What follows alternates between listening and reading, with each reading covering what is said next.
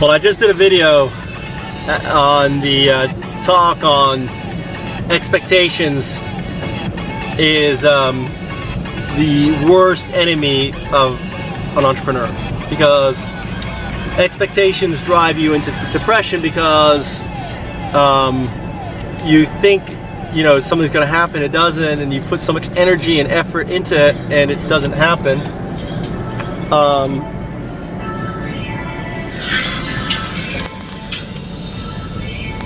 Mushy mushy. Hi. Oh, my glasses. Okay. I tell you what, I'm okay without them. Can we? I'll pick them up next time when I meet with you.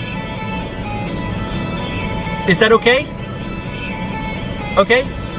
They're old, so I don't use them that often. So I'll see. It's a good reason for us to meet again. Okay, thank you. Bye-bye. So I left my glasses. So that was the president of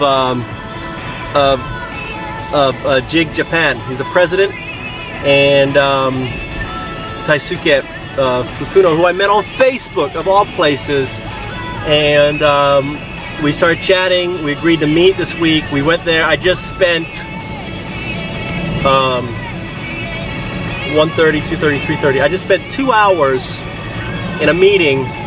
It probably took an hour from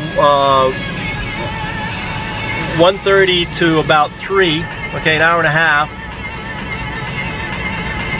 just explaining the paradigm and the problems and everything, and explaining the challenge it is and why it is so hard for innovators to get their ideas across. I mean, I had to basically bring them along 2 years worth. So, this whole bullshit about, trying to crunch an idea in 3 minutes is just dumb. Because ultimately, when you're dealing with a new paradigm, you've got to educate them on the paradigm, and what takes you the most time in that is basically holding their hand through the process. Because if you can't understand the paradigm that you're bringing to the market, then the idea is going to just sound completely absurd.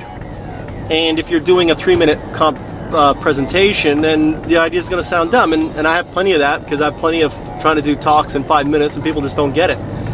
So here's a good example where I spent, the guy gave me the due diligence, the time for me to execute a full presentation that's not prepared. I just got on the board, I started talking about it, and broke down into tears a few times, and I was able, and at the end of it I asked him, a couple things. I told him about the expectation thing. I hate expectation because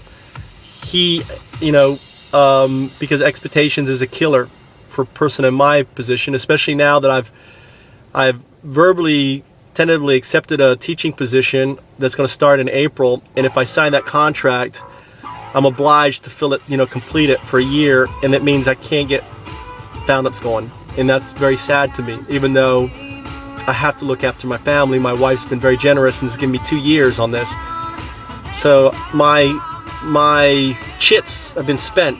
So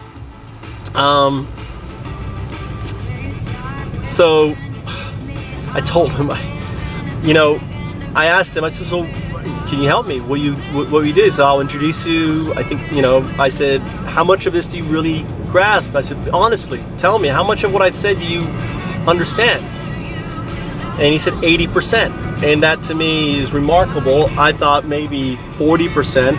So, and I didn't even show him the platform. I didn't show him, I just talked about the pain, and I talked about how we'll solve those pains. And ultimately,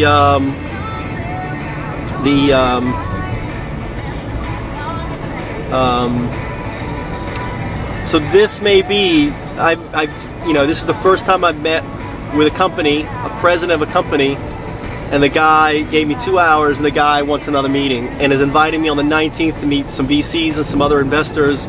He goes, I know a lot of investors, and I was able to talk about Help Japan Co., how we'll set this up, how I want him to run it as the CEO, and that 100% of net profit is going to be invested into Tier 3 communities, help them rebuild, and in all the efforts by us launching this innovation engine in Japan, it's going to basically be used to fuel Help Japan Co. So instead of it taking 10 years, we can rebuild Japan. Not only that, we can think of the tragedy as actually a massive positive, because we have an opportunity to rebuild Japan, or at least, the key parts of Japan, northeast section, to prepare for the Great Leviathan that's coming, right? The Great Leviathan is coming. So what we can do to prepare Japan, and I have now the engine, and I have the vision, to do it, and he has the ability and the connections. It's kind of like a win-win. It's a win-win. So I'm hoping the one meeting I had a chance to meet with a significant person and sit down, and they gave me the due diligence to go and fill out, and I asked, do you have any questions, and let me do it. My expectation is we are there. And if we're not, well, it doesn't matter, because I have a full-time teaching contract that I'm signing in April that's going to pay $35 an hour for 40 hours a week, and I'll just keep plugging away at Foundups in the night. But I'm thinking that this feels right. It feels right.